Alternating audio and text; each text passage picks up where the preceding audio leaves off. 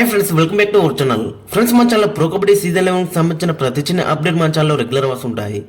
ఇంకా మన ఛానల్ని సబ్స్క్రైబ్ చేసుకోకపోతే ఫ్రెండ్స్ బటన్ని సబ్స్క్రైబ్ చేసుకోండి అండ్ పక్కన బ్లెక్ని యాక్టివేట్ చేసుకోండి. అండ్ అదే ఇంకా మన వీడియోని లైక్ చేయకపోతే ఫ్రెండ్స్ బటన్ని లైక్ చేసి మనం వీడియోలోకి తింటాం. ఫ్రెండ్స్ తప్పకుండా లైక్ చేయండి. లైక్ చేస్తే మన వీడియో మార్కెట్కి ఫాస్ట్ రీచ్ అవుతుంది. ఇక ఆర్యనా స్టీలర్స్తో జరిగిన మ్యాచ్లో మన తెలుగు టైటన్స్ మామూలు విధ్వంసం అయితే క్రియేట్ చేయలేదు. సో మనం ప్రివ్యూలోనే చెప్పుకుందాం. మరి అక్కడ స్టీలర్స్లో మరి అక్కడ రైడర్స్ మంచి లేరు. సో ఇప్పుడు మన టైం వచ్చేసి డిఫెన్స్లో మన వాళ్ళు అయితే స్టెప్ అప్ కావాల్సిందే. సో అక్కడ స్టెప్ అప్ అయ్యిల్లు. సో అక్కడ మనం చూసుకుంటే ఓవరాల్ అక్కడ మరి డిఫెన్స్లో నలుగురు కూడా చాలా బెటర్ రాణించలు పైనస్ అయితే తీసుకొచ్చిల్లు. ఇక రైడింగ్ డిపార్ట్మెంట్ చూసుకున్నా అని చాలా బెటర్ రాణించలు. ఓవరాల్ చూసుకుంటే మరి కలిసి కట్టే ఆడిలని చెప్పుకోవచ్చు మన తెలుగు టైటన్స్. ఇక మనం మెయిన్ ఇక్కడ చూడాల్సింది అక్కడ మరి లాస్ట్ సీజన్ అక్కడ విన్నర్స్ని అయితే ఓడించిల్లు అండ్ రన్నర్స్ని కూడా మన వాళ్ళు అయితే ఓడించిల్లు. సో మరి ఇదే పర్ఫార్మెన్స్ని మరి రానున్న మ్యాచ్లో కూడా కంటిన్యూ చేస్తే మాత్రం ఖచ్చితంగా ఫైనల్కి వెళ్ళే ఛాన్స్ అయితే మనకి ఎక్కువగా కనుతుంది అక్కడ టైటన్స్ అయితే. ఇంకా ఈ మ్యాచ్లో మనం మెయిన్గా చూడాల్సింది పవన్ శ్రవంత్ అయితే లేడు. పవన్ శ్రవంత్ లేకున్నా అని మరి 22 పాయింట్స్ తేడాతో అయితే మన అయితే గెలిచిల్లు. దట్టు టేబుల్ టాపర్స్ అయినటువంటి ఆర్యనా స్టీలర్స్ పైన. ఇక ఫస్ట్ హాఫ్ లో మన వాళ్ళు ఏకంగా 15 పాయింట్ల డీల్లో అయితే ఉన్నారు. అక్కడ మన తెలుగు టైటన్స్ 24 పాయింట్స్ సాధించింది అండ్ జస్ట్ అక్కడ ఆర్యనా స్టీలర్స్ 11 పాయింట్స్ మాత్రమే సాధించింది. ఇక సెకండ్ హాఫ్ లో అయితే మనోళ్ళు మాత్రం ఇంకా రెచ్చిపోయాలని చెప్పుకోవచ్చు. మొత్తం అక్కడ 22 పాయింట్స్ తేడాతో అయితే ఈ మ్యాచ్ అయితే గెలిచిల్లు. సెకండ్ హాఫ్ లో కూడా మన డిఫెన్స్ తో పాటు రైడింగ్ లో కూడా చాలా బెటర్ మనోళ్ళు అయితే రాణించిల్లు. మొత్తం ఈ మ్యాచ్ లో మన రైడర్స్ వచ్చేసి 18 పాయింట్స్ అయితే తీసుకొచ్చిల్లు.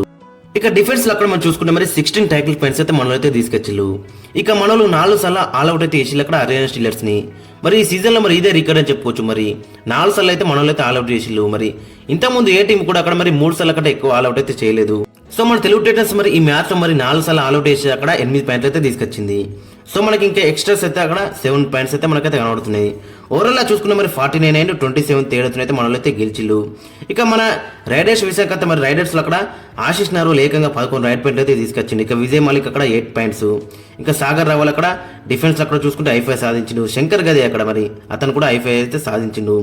అంకిత్ జగ్లైన్ అక్కడ 3 టాకిల్ పాయింట్స్ అయితే తీసుకొచ్చిండు. ఇక Ajith Pawar 2 tackle points. So overall చూసుకున్న మరి డిఫెన్స్ లో మాత్రం చాలా ఇంప్రూవ్ అయిందని చెప్పుకోవచ్చు. మరి గత మ్యాచెస్ తో పోలిస్తే అక్కడ మరి శంకర్ గదే ఇంక్లూషన్ మాత్రం మంచిదని చెప్పుకోవచ్చు అక్కడ మరి రైట్ కార్నర్ లో. సో ఓవరాల్ చూసుకుంటే మరి అక్కడ 22 పాయింట్స్ తేడాతో అయితే గెలిచి అక్కడ టేబుల్ టాపర్స్ పైన. సో మరి ఇదే మూమెంట్ అన్ని అక్కడ రానున్న మ్యాచ్ లో కూడా కంటిన్యూ చేస్తే మాత్రం చాలా బెటర్ అవుతుంటది Telugu Titans point of view మనం చూసుకుంటే. ఇక మరైపు ఆర్యనా స్టీలర్స్ లో అక్కడ మనం చూసుకుంటే మరి రాహుల్ సేత్పల్ అక్కడ 6 టాకిల్ పాయింట్స్ అయితే తీసుకొచ్చిండు. ఇక అతనితో పాటు అక్కడ మహమ్మద్ రేజా సాదులు కూడా అక్కడ మరి 6 పాయింట్స్ అయితే తీసుకొచ్చిండు అక్కడ మరి. సో వీళ్ళిద్దరు మినేస్తే మరి ఎవరి దగ్గరలో అంత మంచి పర్ఫార్మెన్స్ అయితే రాలేదు. సో మరి ఈ మ్యాచ్ మనం చూసుకుంటే మరి 1 సైడ్ డామినేషన్ తర్వాత మన తెలుగు టైటన్స్ అయితే గెలిచింది. ప్యూర్ డామినేషన్ అని చెప్పుకోవచ్చు. అటు రైడింగ్ తో పాటు డిఫెన్స్ లో కూడా. స్టార్టింగ్ 7 లో ఉన్న మరి 6 ప్లేయర్స్ కూడా చాలా ఇంపాక్ట్ అయితే క్రియేట్ చేసి ఒక మంజిత్ మినాయిస్తే. సో మరి ఇదే పర్ఫార్మెన్స్ మరి నెక్స్ట్ మ్యాచ్ లో కూడా కంటిన్యూ చేస్తే మాత్రం చాలా బెటర్ అయితే ఉంటుంది.